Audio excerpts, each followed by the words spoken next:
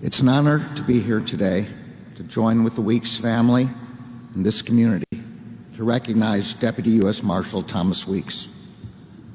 Mrs. Weeks, when I called you last Tuesday to convey the Justice Department's deepest condolences to your family, I hoped in some way to be able to provide you with comfort and support in the midst of your unimaginable loss. What I did not expect is that you would end the call by asking me what you could do to support the Marshals Service and the Justice Department in this time of immeasurable sadness. I called hoping to lift your spirits. The call ended with you lifting mine. And I know that is what you have been doing all week for both your family and for the U.S. Marshals Service family. Mrs. Weeks, I did not have the honor of knowing Tommy, but from everything I have heard about him, I know he would be very proud of you. Over the past several days, I have learned that Tommy loved his family deeply, his wife, his 4 children, his father, and his 3 brothers. I know that no words can adequately describe the pain that you are feeling now,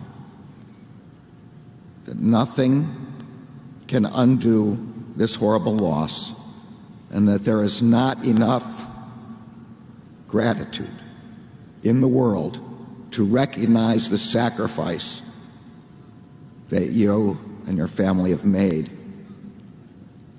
I have also learned that Tommy loved his U.S. Marshals Service family, and I know that today that family is not just grieving for a colleague, but for a friend and a brother.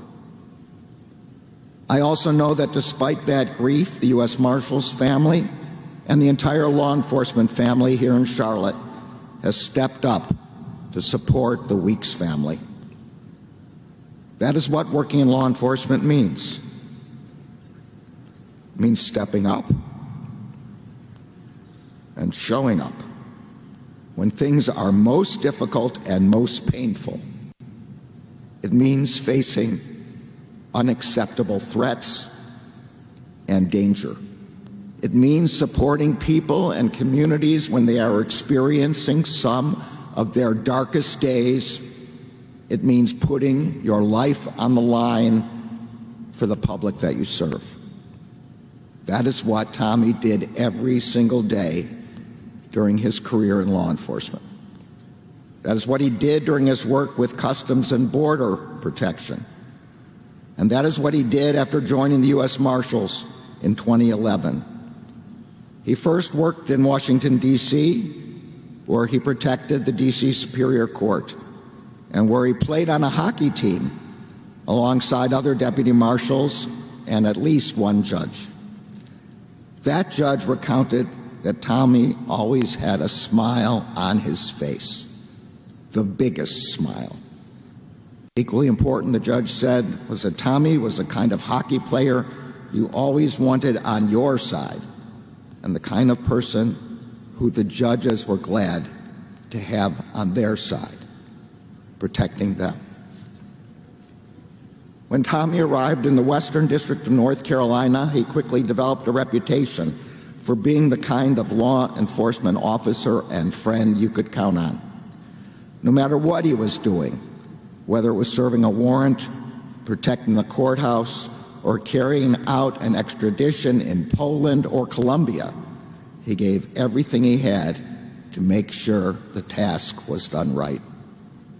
He was dependable, reliable, resilient, and passionate about serving his community. His colleagues say that he could be intense because he took his work so seriously. He knew how important his job was, and he never gave anything less than 110%. But they also say he could be funny, in a dry sort of way, as you just heard. When Tommy arrived at the Western District, one colleague commented that he might just be a bit out of shape. Tommy replied, "Round is a shape." But Tommy didn't just leave it at that. Instead, he took it as a challenge. He started running the fastest he had ever run. Soon he was running faster than everyone else, and he pushed his colleagues to constantly be better. That was the kind of marshal he was and the kind of leader he was. For all the seriousness he brought to his work, Tommy also brought care and a touch of tenderness to his work family. When a dear friend and a fellow deputy marshal became a grandmother, he started calling her Meemaw. When a close friend and fellow deputy marshal from D.C. was transferred to the Western District, he helped him find a place to live. The friend said it best: Tommy would give the shirt off his back to anyone. For Tommy, serving with the U.S. Marshals Service was a dream job. He was proud to be in a position in which he could inspire others. And as a history buff, he knew that he was part of one of the oldest law enforcement agencies in our country's history. He knew that his work to keep his community safe and to protect the judicial process upon which our democracy depends was of historic importance.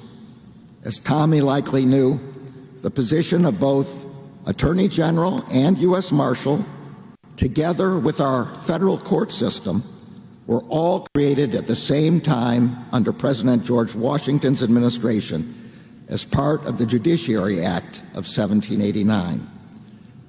Our founders recognized that a country based on the rule of law could only survive as long as there were people like Tommy, willing to defend the institutions that sustain it.